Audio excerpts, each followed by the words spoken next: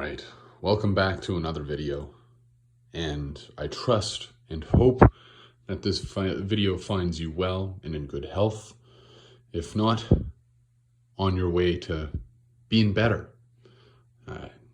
And in short, this video is to quickly cover the recent changes that were announced today by GamesWorkshop for the upcoming season of competitive hotness, so to speak.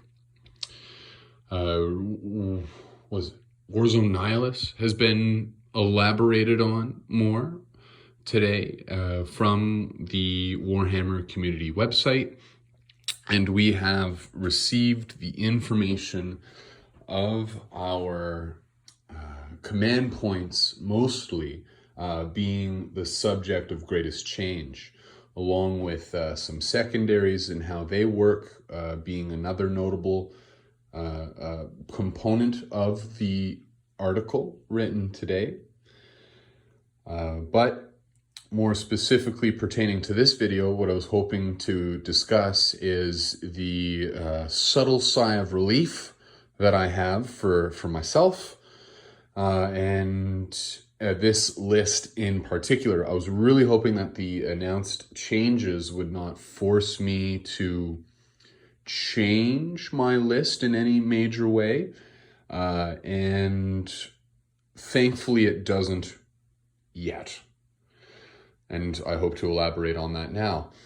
So whenever we were discussing this list last time, I had 8 command points left over from bringing everything in, and I would spend. I'm a big advocate of spending command points before the game starts. I just like the confidence it inspires within me to be able to say, hey, I've spent this command point and I know I'm going to get value from it. Because of just like how I play, how I orient myself, I guess. But I'm no top tier player. I'm not getting paid to play this game, so take what I say with a grain of salt. So at least, try and look at other videos or listen to more accomplished competitive players before taking my advice. I'd say that. But anyways, I digress. Going back.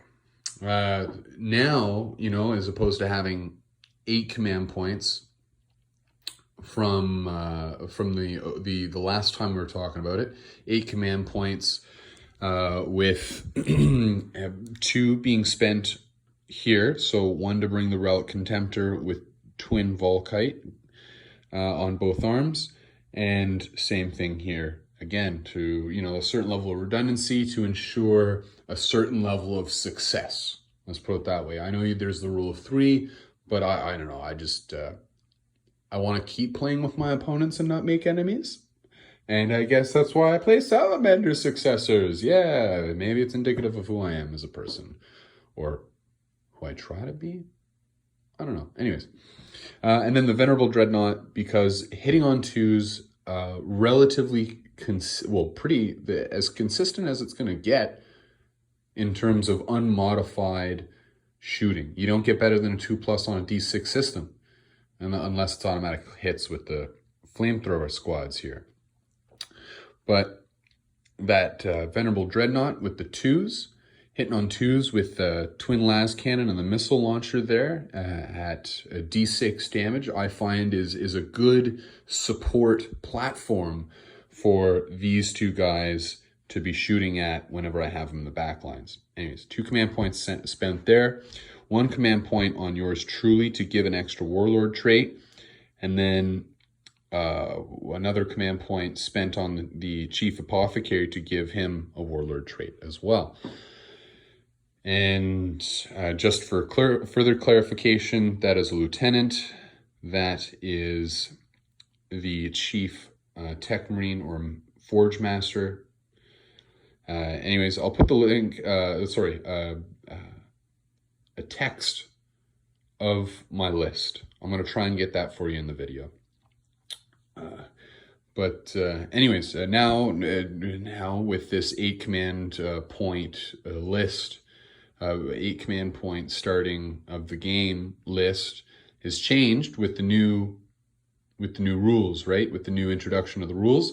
And my gosh, I start off with 6 and I'm spending 6 because I don't know if you guys were reading like the whole article, but it mentioned that you don't get your warlord trait or relic for free anymore.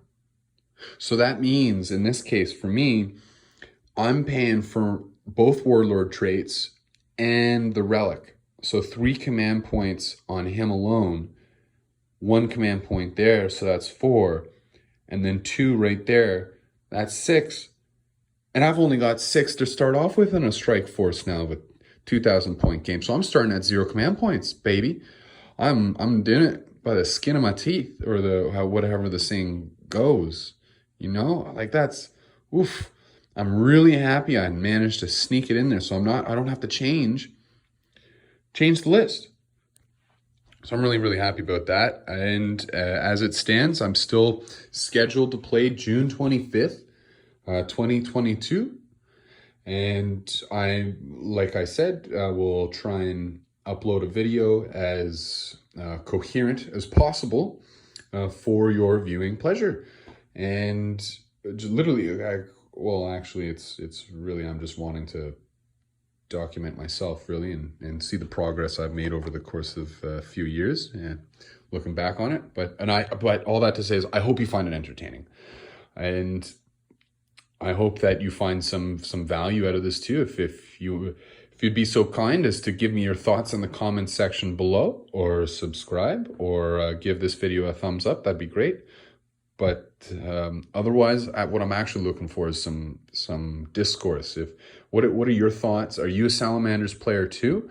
Are you looking at a different list right now? Because you know, as much as I try and get my Salamanders flame love in there with the 2 5-man squad aggressors and the 5-man squad of eradicators here, I'm really not feeling it with the dreadnoughts, because Volkite, as much as I like Volkite and apparently Vulcan, yeah, Big Daddy Vulcan, apparently, you know, he was pretty proficient with them, along with Plasma, if I'm not mistaken. But I'm still wanting to, I guess what I'm trying to get at is I'm wanting to cycle these 2 dreadnoughts out. I want to cycle the Relic Contemptor dreadnoughts out for something more in line with the theme of Salamanders. But I love me dreadnoughts. I love my dreadnoughts, and we're not fast. And the range helps sort of mitigate that weakness. Helps sort of cover and make up for it, you know. And I'm thinking that if this new dreadnought, this new Primaris dreadnought's coming out, I'm wondering if it's going to be up to snuff, you know, in a way, because if that thing's a close combat expert and multi-melta expert, then my range being able to sit in the back is not happening anymore, really. And the only reason why I'm bringing the Venerable Dreadnought along is to support these 2 guys. So as soon as these guys are gone, then the Venerable Dreadnought's gone too. But I guess that, now that I'm saying it, I'm thinking about it a little more, maybe that's what it should be. You know, all the guys with the fire move up, and then I'll just keep minimum squads of 5 intercessors in the back, maybe just holding them down, or maybe bring back out the heavy intercessor squad. You know, I'm a big fan of close combat, and that's why I brought these guys on for this iteration of the list. I don't know, I like the fights twice command ability. Yeah, if shoots twice, it would be nice too, I guess. Maybe I should try and rework that a little bit. I don't know. I guess I'll try and do some more deep diving into lists, come up with some more, and maybe field them after the tournament on the 25th. But anyways, I'm going to leave this video there. Otherwise, I'm going to start rambling longer than 10 minutes. And I'll wish you all a wonderful day and night. And keep on keeping on. Peace. Love ya.